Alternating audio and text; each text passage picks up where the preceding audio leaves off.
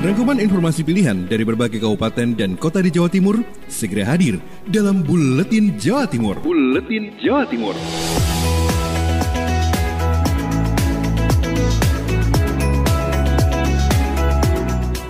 Salam jumpa sahabat, inilah Buletin Jawa Timur edisi Rabu 20 Januari 2021. Saya Oza Ahmad. Informasi pertama datang dari Suara Kota Probolinggo. Ada Devi Aprilia. MUI Kota Probolinggo mengatakan vaksinasi COVID-19 telah halal dan suci. MUI Kota Probolinggo meminta semua warga mendukung langkah pemerintah dalam program vaksinasi. MUI menegaskan vaksin COVID-19 jenis Sinovac yang akan didistribusikan oleh pemerintah pusat hukumnya halal dan suci. Ketua MUI Kota Probolinggo Kiai Haji Nizar Irsyad pun meminta masyarakat tidak khawatir dengan kesucian atau kehalalan vaksin Sinovac. Apalagi MUI Pusat telah mengeluarkan fatwa MUI nomor 2 tahun 2021 tentang produk vaksin yakni halal dan suci. Beliau pun juga meminta agar masyarakat tetap mendukung pemerintah dalam program vaksinasi yang dilakukan oleh pemerintah daerah di beberapa kota dan kabupaten agar masyarakat bisa menjaga imun dengan vaksinasi yang diberikan oleh pemerintah. Devi Aprilia, Suara Kota Probolinggo. Selanjutnya ada Ninda Alivia dari Persada FM. Ratusan tenaga vaksinasi COVID-19 di Kabupaten Blitar dipastikan sudah mendapat pelatihan. Juru bicara gugus tugas percepatan penanganan COVID-19 Kabupaten Blitar Krisna Yakti memastikan bahwa ratusan tenaga yang akan melayani vaksinasi COVID-19 sudah mendapatkan pelatihan. Totalnya ada 960 tenaga yang disiapkan dengan rincian 405 orang merupakan vaksinator, 270 orang screening, dan 285 orang petugas lain membantu pelayanan. Krisna mengatakan pelatihan diberikan oleh pemerintah pusat sejak tahun lalu secara virtual. Tenaga pelayanan yang ada di puskesmas ataupun rumah sakit sudah mengikuti pelatihan tersebut. Mengingat pelatihan sudah dilakukan sejak Desember tahun lalu, sedangkan vaksinasi COVID-19 akan dimulai atau baru dimulai pada bulan Januari ini. Pihaknya akan merefresh petugas sehingga nantinya bisa menjalankan tugasnya masing-masing dengan maksimal. Rumah sakit, puskesmas sudah.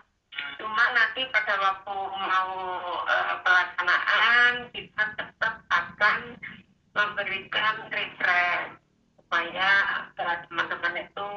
Sebelumnya, Krisna menuturkan penerima vaksin COVID-19 tahap awal nanti untuk tenaga kesehatan berjumlah 4.644 orang, TNI sebanyak 656 orang, Polri 721 orang, Satpol PP 70 orang, serta petugas pelayanan masyarakat yang bertugas di terminal, damkar, PLN, dan PDAM sebanyak 324 orang. Selain itu, masyarakat penerima vaksin COVID-19 dengan rentan usia 18 tahun sampai 59 tahun jumlahnya mencapai ratusan ribu. Ninda Alivia, Radio Persada FM Blitar. Dari Kabupaten Blitar bergeser ke Suara Ngawi. Ada Henti Ludiana. Tim Hunter Polres Ngawi melakukan pengetatan di berbagai penjuru dan jalan masuk. 11 kota kabupaten di Jawa Timur menerapkan penerapan pembatasan kegiatan masyarakat atau PPKM. Salah satunya adalah Kabupaten Ngawi. Dalam masa PPKM, tim Hunter Polres Ngawi melakukan pengetatan di berbagai penjuru dan jalan masuk. Ini seperti yang dikatakan Iwayan Winaya, Kapolres Ngawi, Jumat 15 Januari kemarin. Tim Hunter Polres Ngawi bahkan juga melakukan patroli operasi justisi, mengawal pasien, baik yang baru reaktif rapid test maupun yang sudah positif COVID-19 untuk penjemputan. Hal itu dimaksudkan supaya warga tidak mendekat dan tetap ingat protokol kesehatan. Tidak hanya pasien yang positif COVID-19, pengawalan juga diberlakukan untuk warga yang akan menjalankan isolasi di tempat yang disediakan Pemkab Ngawi, yakni di lokasi wisata Agroteknopark di lereng Gunung Lawu, Ngrambe. Bahkan di berbagai titik penjuru masuk Ngawi, dilakukan pemeriksaan dan pengendara wajib menunjukkan hasil rapid test non-reaktif atau negatif, sedangkan bagi pengendara yang tidak bisa menunjukkan akan diminta untuk putar balik. Henti Ludiana, Suara Ngawi. Kemudian ada Billy Patopoy dari Suara Sidoarjo. Stok darah dikabarkan kembali menipis. UTD PMI Sidoarjo tambah jam layanan donor darah. Sahabat, stok darah yang tersedia di unit transfusi darah UTD PMI Sidoarjo dikabarkan kembali menipis. Perharinya hanya tersedia lebih 200 kantong darah. Jumlah ini dikhawatirkan akan habis dalam sehari karena normalnya harus ada 600 sampai dengan 1000 kantong darah perharinya. Untuk itu, PMI Sidoarjo tetap membuka layanan donor darah dengan tambahan waktu. Selain itu, kembali mengaktifkan bis donor yang terparkir di selatan Gor Sidoarjo setiap harinya sampai dengan malam hari. Faktor berkurangnya stok darah dikarenakan penurunan animo masyarakat, juga banyaknya perusahaan serta sekolah atau universitas yang tidak menyelenggarakan donor darah karena masa pandemi. Seperti disampaikan Asik Yusak, manajer kualitas PMI Sidoarjo pada Selasa 19 Januari. UTD secara nasional seperti ini.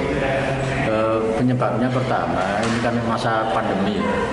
Jadi rata-rata seperti di perusahaan-perusahaan, anak sekolah belum ada kegiatan penyelenggaraan donor, sehingga nyaris kita mengandalkan donor yang datang sendiri ke kantor OTD dan juga ke bis donor yang di depan Gor itu. PMI Sidoarjo juga membutuhkan donor plasma darah dari para penyintas COVID-19 untuk terapi plasma konvalesen. Demikian saya Billy Patopoy, Suara Sidoarjo. Kita beralih ke Suara Madiun, ada Amanda. Kabid Layanan PMI Madiun himbau masyarakat tak khawatir untuk melakukan donor darah. Dampak signifikan dengan adanya pemberlakuan pembatasan kegiatan masyarakat atau PPKM di Kota Madiun cukup terlihat. Salah satunya berdampak pada stok darah yang menipis di Palang Merah Indonesia atau PMI setempat. Kepala Pelayanan Unit Transfusi Darah UTD PMI Kota Madiun, Dwi Santoso mengatakan, sampai saat ini stok darah golongan A hanya 4 kantong, kemudian B 33 kantong, O 9 kantong, dan AB 6 kantong. Dwi menyadari dengan situasi pandemi COVID-19 saat ini, jumlah pendonor menurun drastis. Bahkan angkanya mencapai 40%. Kemungkinan masih ada kekhawatiran di masyarakat terkait keamanan ketika berdonor. Dwi memastikan donor darah di masa pandemi ini tergolong aman, karena PMI menerapkan protokol kesehatan dengan ketat. Pendonor sebelumnya juga diminta mengisi form terkait riwayat perjalanan selama 2 minggu terakhir. Hal itu sebagai upaya screening awal atau deteksi dini untuk mencegah penularan virus corona.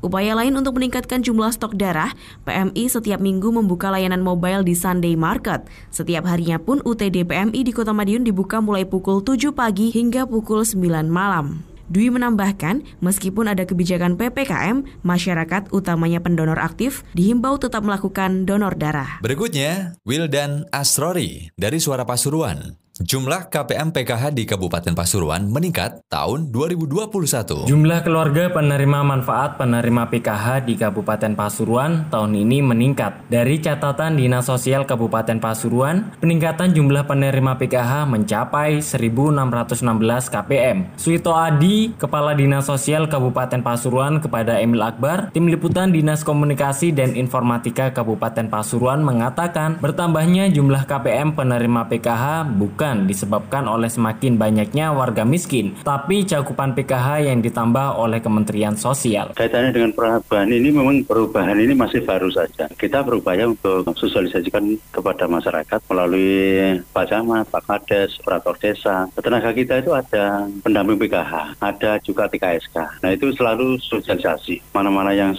dapat, mana-mana yang tidak dapat itu terus disosialisasikan.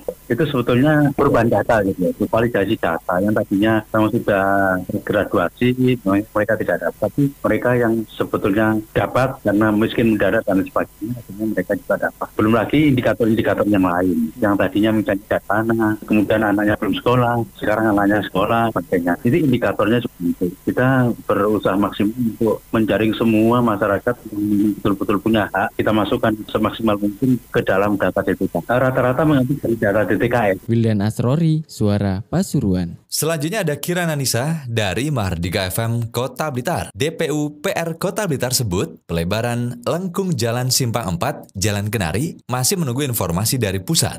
Sobat pemerintah kota sempat berencana untuk melakukan pelebaran lengkung jalan di Simpang 4 Jalan Kenari, Kelurahan Pelosok Rep, Kota Blitar. Namun nampaknya rencana tersebut belum bisa direalisasikan karena pemerintah Kota Blitar masih menunggu informasi lebih lanjut dari pemerintah pusat. Dindin Ali Nurdin, Sekretaris Dinas Pekerjaan Umum dan Penataan Ruang DPU PR Kota Blitar, mengatakan Jalan Kenari merupakan jalan nasional sehingga pelaksanaan pelebaran menjadi kewenangan Kementerian Pekerjaan Umum dan Perumahan Rakyat PUPR. Dindin menegaskan pemerintah kota telah melakukan melakukan berbagai upaya agar pelebaran itu bisa dilakukan, diantaranya berkoordinasi dengan Satker Perencanaan dan Pengawasan Jalan Nasional P2JN Jawa Timur. Tidak hanya itu, pembebasan tanah warga yang terdampak pelebaran juga sudah dilakukan oleh Dinas Perhubungan Pusat. Di lengkung Jalan Bali, Jalan Kenari, ini karena merupakan jalan nasional, nanti akan dilaksanakan oleh Kementerian PUPR dan sudah kami koordinasikan tahap awal melalui P2JN Jawa Timur. Untuk diketahui sobat, pelebaran simpang 4 Jalan Kenari diperlukan karena radius lengkung dari arah timur menuju selatan terlalu tajam sehingga rawan menimbulkan kecelakaan. Kirana Nisa, Mahardika FM. Selanjutnya,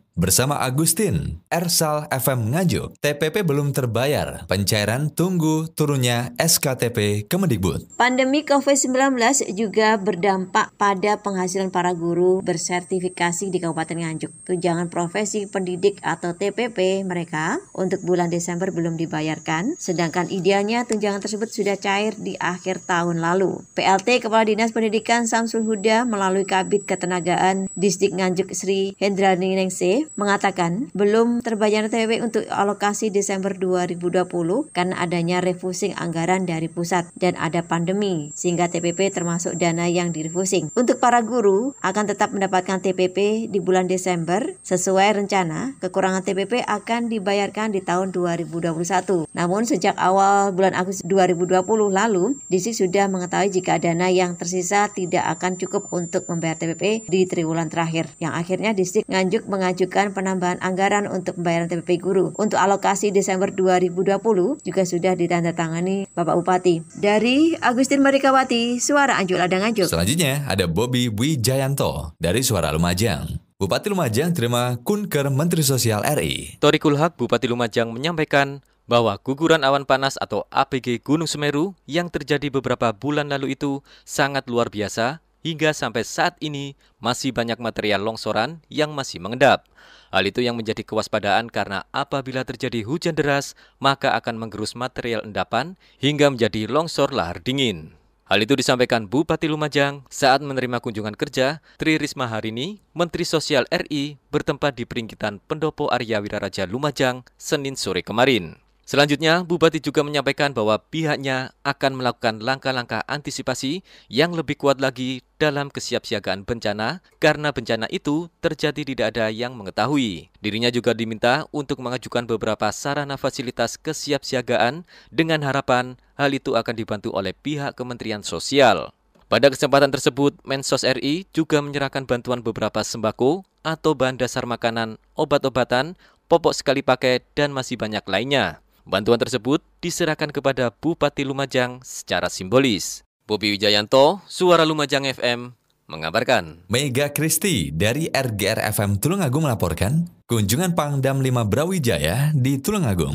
Kunjungan Pangdam 5 Brawijaya berkaitan dengan tinjauan aset tanah TNI AD yang terletak di 3 kecamatan di wilayah Kabupaten Tulungagung berlangsung di Pendopo Kongasarum Kusumaning Bongso.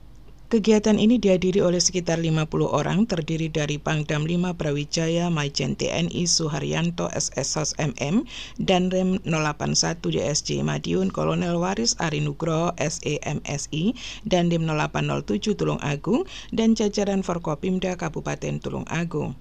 Kegiatan tersebut merupakan tindak lanjut dari rapat koordinasi pada tanggal 23 Juli 2020 di Gedung Prajamukti Kabupaten Tulungagung tentang perkara sengketa perdata antara warga eks perkebunan Kali Gentong berawal dari upaya TNI yang menetapkan lahan eks perkebunan Kali Gentong seluas 1.530 hektar yang berada di 5 desa dan 3 kecamatan sebagai rampasan perang dan menjadi milik tentara.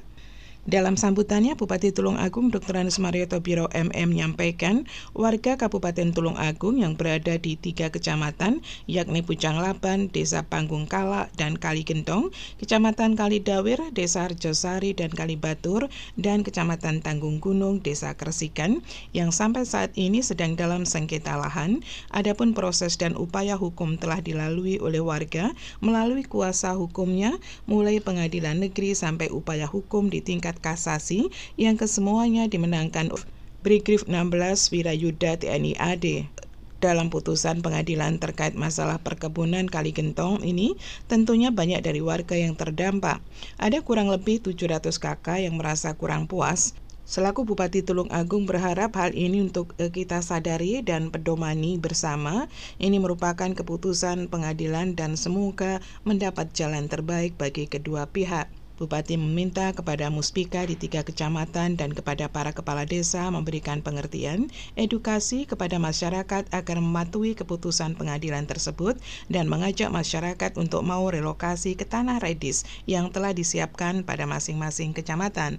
Saya Mega Kristi, 90,1 RKR FM Tulungagung. Kemudian ada Rian. Dari Suara Sampang menginformasikan, Bupati Sampang Haji Slamet Junaidi melantik Ketua KONI terpilih untuk periode 2020-2024. Pengurus Komite Olahraga Nasional Indonesia atau KONI Kabupaten Sampang periode 2020-2024 resmi dilantik di Pendopo Trunojoyo, Jalan Wijaya Kusuma, Senin siang. Prosesi pelantikan ditandai dengan penyerahan pataka oleh Bupati Sampang Haji Slamet Junaidi mewakili KONI Jawa Timur kepada Ketua Umum KONI Kabupaten Sampang terpilih Abdul Wasid.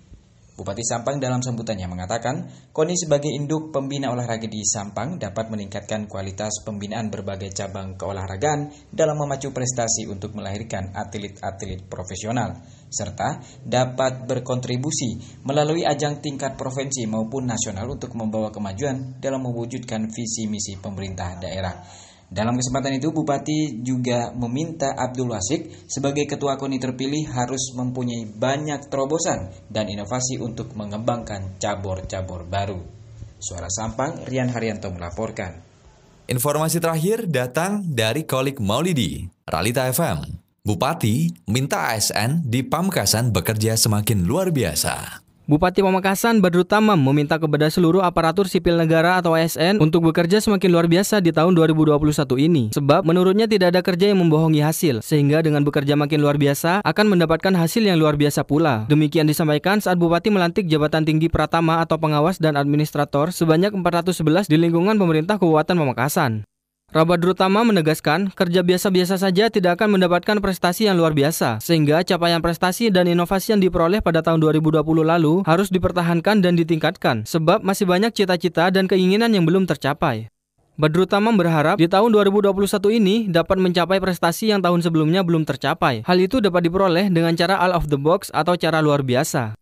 Hasil yang luar biasa mesti dari kerja yang luar biasa. Saya belum menemukan satu hasil yang luar biasa dari kerja biasa-biasa. Karenanya menurut saya 2021 harus semakin luar biasa. 2020 beberapa prestasi yang kita peroleh dan beberapa kinerja yang belum maksimal menjadi bagian dari catatan kita semuanya. Mudah-mudahan 2021 ini dengan optimisme yang bagus, dengan etos yang bagus, dengan semangat yang bagus, beberapa hal yang belum tercapai di 2020 bisa tercapai di 2021.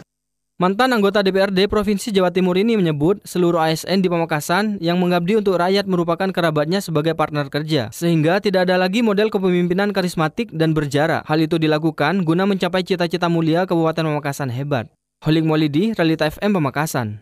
Sahabat, demikian informasi Buletin Jawa Timur untuk edisi hari ini. Saya Uza Ahmad, sampai jumpa di edisi berikutnya. Rangkuman informasi pilihan dari berbagai kabupaten dan kota di Jawa Timur baru saja sahabat dengarkan dalam Buletin Jawa Timur. Buletin Jawa Timur. Buletin Jawa Timur bisa sahabat dengarkan Senin sampai Jumat jam 8 pagi dan 4 sore. Disiarkan serentak di Lembaga Penyiaran Publik Lokal Suara Sidoarjo, Persada Kabupaten Blitar, Mardika Kota Blitar, Ralita Pamekasan, Suara Sampang, Suara Kota Probolinggo, Suara Lumajang, Suara Pasuruan, Blambangan Banyuwangi, Wika Mojokerto, Suara Gresik, Pradia, Suara Tuban, Malawapati Bojonegoro, Ersal Nganjuk, Suara Madiun, Suara Ngawi, Suara Pacitan, Praja Angkasa Trenggalek, Magetan Indah, dan RGR Tulungagung. Persembahan dari Asosiasi Lembaga Penyiaran Publik Lokal Jawa Timur.